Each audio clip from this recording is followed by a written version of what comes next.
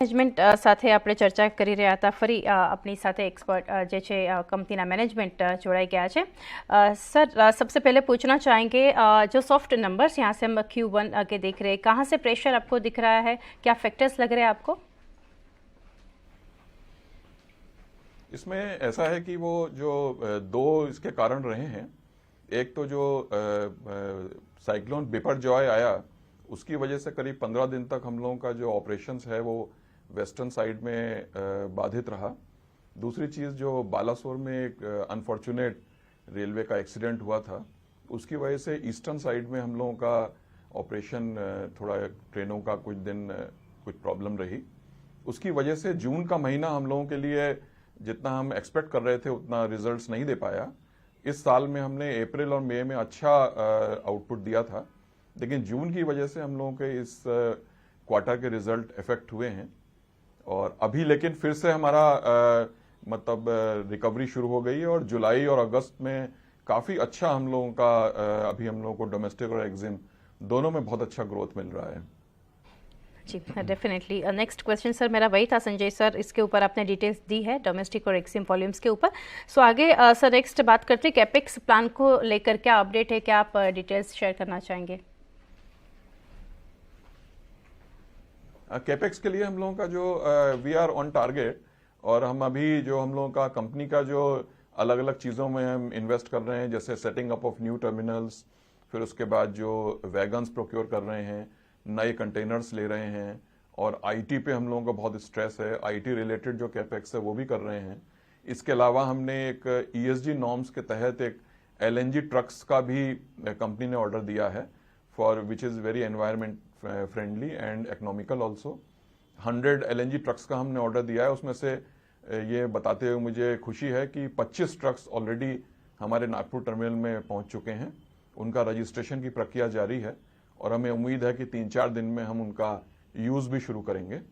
तो इस तरीके से कैपेक्स का हमारा जो भी प्लानिंग है अलग अलग हेड्स में, वो वी आर ऑन टारगेट. जी जी, डेफिनेटली.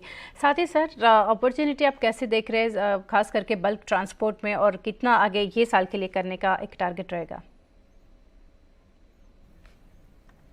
इस साल हमारा जो साल के शुरू में जो हमारे अध्यक्ष एवं प्रबंध निदेशक महोदय ने जो हमें गाइडेंस जो दी थी ट्रेड को, वो हमें पूरी उम्मीद है कि हम उसको मीट विद कर पाएंगे, क्योंकि ये वाला जो क्वार्टर हमारा सेकंड क्वार्टर चल रहा है उसमें काफी अच्छे हम लोगों को रिजल्ट्स देखने को मिल रहे हैं और कंपनी के fundamentals are very strong, and we are very very confident that we will be able to achieve the guidance that our CMD has already given.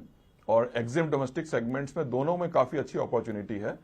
इसके अलावा एक आपको मैं बताना चाहूंगा कि मई के महीने में आईसीडी दादरी में हमने डीएफसी का कमीशनिंग किया है. तो अब आईसीडी दादरी से हम लोग सीधे ट्रेन गुजरात के पोर्ट्स मुंद्रा पोर्ट और पिपावा पोर्ट के लिए चला पा रहे हैं, जो कि डबल स्टैक ट्रेन है, और इससे बहुत सारा कार्गो हमारे पास शिफ्ट हो रहा है फ्रॉम रेल टू रोड. और हमने 8 से 9% का कंसेशन भी एक्सपोर्ट में दिया है.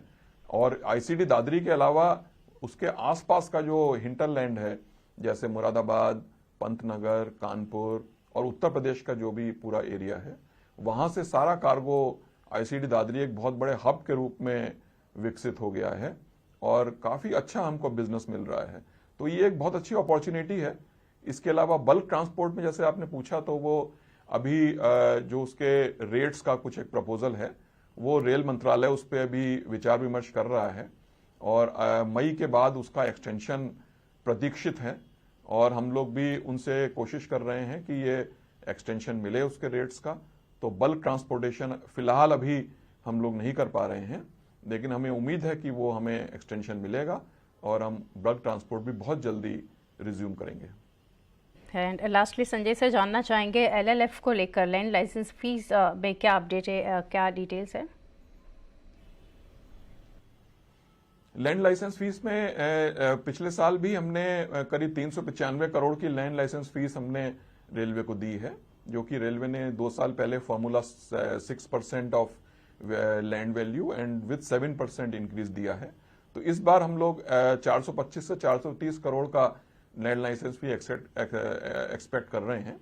लेकिन ये मुझे बताते हुए बहुत हर्ष है कि इवन इतनी लैंड लाइसेंस फी जो कि 4 गुना बढ़ गई है, 2 साल पहले 100-110 करोड़ होती थी, अब करीब करीब 4 गुना हो गई है। बट उसके बावजूद कंपनी इतना अच्छा बिजनेस दे के एक record profit after tax last financial year में दिया है। इस साल हमें फिर उम्मीद है कि इवन लाइट लाइसेंस फी बढ़ी है 7%, बट फिर हम इस बार बहुत अच्छा प्रॉफिट दे पाएंगे after end of financial year. Ji.